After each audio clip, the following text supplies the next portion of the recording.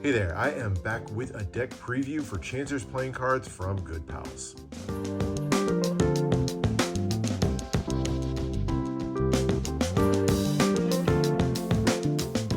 The term Chancers comes from the Irish slang for a bit of a risk taker, somebody who'll seize any advantage they possibly can to get ahead. Some might call them a cheat, others might just call them opportunists, but either way, they're going to do whatever it takes to win. And it's that spirit of risk-taking that inspired Chancer's playing cards from Good Pals. This is actually the third deck in the series. The first two were funded on Kickstarter with the red and black versions of the deck, of the black version here. Great, fun, functional playing cards for just a good time with gameplay. But for the third version, they decided to really embody the spirit of the Chancer and that advantage-seeking tendency by introducing a marked deck of cards to the scene.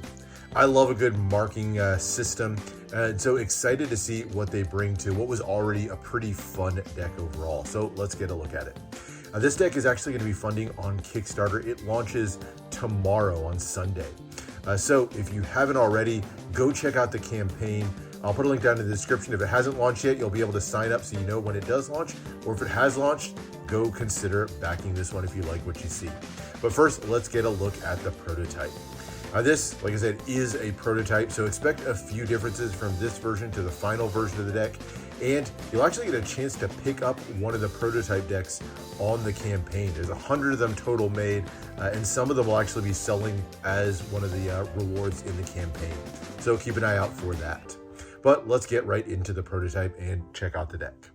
All right, so starting off with the tuck box. Now, this is the prototype deck, so it's a bit glossier than the normal one, but features this really nice olive green color with nice, simple pattern work around the outside. Definitely kind of a casino inspiration with the little poker chips in the corner, and great, bright, bold graphics there in the center. You get the image of the skeletal hand bursting its way through the crown there, holding a couple of the playing cards there in the fingers, the explosion of poker chips all around. Just kind of a fun, kind of cartoony vibe to it. You get Good Pals and Chancer's playing cards. Nice choice of font there on those as well. As you turn to the sides, there's Good Pals playing cards with their classic skulls that are kind of part of their logo or their identity there, and the poker chips as well. Other side has Chancer's playing cards with the crowns there. Bottom has your ad copy. As you can see, the final deck is going to be printed by USPCC. And on the top, you get a little bit more of that border work there with the poker chips. Back has a look at the back design of the cards, which of course we'll look at in a second. And you get the, for the prototype edition here, you get the tuck seal with the kind of that pink color with the skulls, prototype, and numbered out of 100. As you open it up, just plain green on the inner flap. I love that olive color. And then the pair of skulls there on the smaller inner flaps, one without a crown and one with. And then we get into the main cards. And we'll start off by checking out the back design. And here you go. So a lot going on with it, but I think it really does still kind of maintain that classic bicycle style layout, which is great if this was a deck that you wanted to use for, Magic or gameplay. Obviously a little bit harder to do because it's a marked deck, so unless you want to be a cheat at the table, this one's going to be a little bit harder to use, but still lots of fun elements all around. You get that crown and skeleton hand there in the center, kind of in the casino style layout, and then surrounded by tons of classic symbols of luck. You get the 777 slot machine there, the horseshoes, tons of poker chips all around, and even the little roulette wheels on the top and the bottom. Center here contains the one element that keeps this from being a two-way back design, and that's the roulette wheel here in the middle.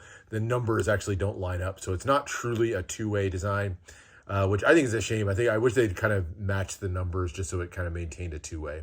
And by the way, if you're wondering about the marking system, keep an eye here in the corners. That's where it shows up. So this little roulette wheel here, this is actually added from the first version. So you'll see here in the first version of the deck, we don't get a roulette wheel, we just get another poker chip there. But this one has the roulette wheel, and that's one of the key elements to the marking system. You'll see the ball here is on the right side of the roulette wheel. So depending on what side the ball's in, that'll tell you the suit. And then here in the corner, these stars in the corner will tell you the value. So if we go to just sort of a random card here, we'll see one big star and 4 little stars. So that's 5 for the big star and then 1 each for the small star. So this will be a 9. And then here on the roulette wheel, you'll see the ball here at the top. You can go around by saying, so this would be clubs, hearts on the right side, spades on the bottom, or diamonds on the left side. So because it's the top, we know this is a club. So we know this one is the 9 of clubs. And there you go. So kind of a nice marking system. Marking systems, I think you always judge them by a couple of characteristics. How easy are they to read and understand? And how well hidden are they?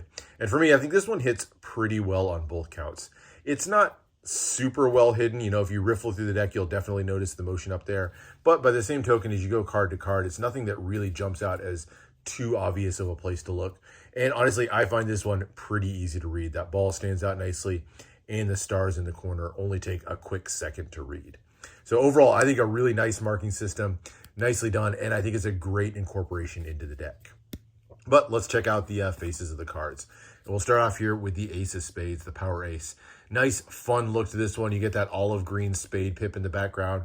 Nice image of two friends either fighting or commiserating at the card table. You got the one skeleton with the crown and one without. And you got the ace of spades in hand there. Actually, a duplicate ace of spades. You can see another one on the table. So another bit of a chancer move there with the extra ace of spades in hand. But you get the good pals, chancers playing cards, and then the customized pip and index there in the corners. Number cards on this one, nothing too special. The pips are relatively standard, which again, nice if you want to make this a more usable deck overall. You get the nice little outline there, which gives it a little bit of extra flavor without it being too over the top. But classic black for the black cards, and then getting into the red cards, nice deep red color on those as well. Aces, other than the ace of spades, are not super custom. You just get the slightly larger pip there in the center. But again, kind of a nice mix to not have something that's too crazy over the top custom if you want to keep it a more usable deck. And then there are the hearts. And then we get into the court cards. And if you've seen the court cards from the original Chancers deck, this will be familiar. They are a lot of fun, kind of a cartoony look of the skeletal versions of the classic court cards. Obviously, they're all decked out in their regalia, and all of them have the coins or the poker chips surrounding them all over the place, kind of a splash of money all around them. Great kind of mixture of a classic vibe, while at the same time bringing in some nice, fun, custom elements that fit into the team with the skeletal faces there. These were all designed by the designer of the deck is 47 Kills on Instagram. He's an Indonesian designer by the name of Dewo Shalahuddin. Hopefully I'm pronouncing his name right. But I love the aesthetic that he brings to these. If you've seen the Tough Luck deck from Native Tongue, this is definitely a very similar vibe to those with a skeleton style there. But love the fun look to them. Really glad there's no repeating court cards in these as you go through. Each one of these has kind of a unique design to them overall. So there are your heart courts.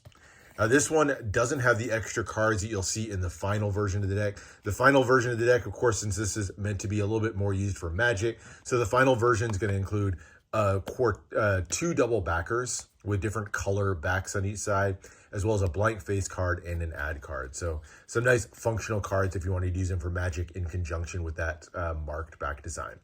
And that is the Good Pals deck. For me, fun deck overall. Great one if you want to be a cheater at the table. If you want to use this for gameplay, you certainly could do that. Or if you wanted to use this for Magic, that marked back really provides some great utility to put together some really cool tricks. Overall, I think just a fun deck, a lot going for it. I love the sort of mixture of classic casino styling with just enough custom elements to give you some extra life to it with those court cards and that kind of fun artwork on those. Great deck, definitely worth considering. You know, a good mark back design can always be just an interesting thing to add to the mix. But hope you enjoyed this one. Make sure to check the link down in the description and consider backing the campaign for yourself as soon as it launches. Hope you enjoyed this one. Make sure to subscribe for more deck reviews, more unboxings, and let me know what else you want to see, and I'll see you for the next one.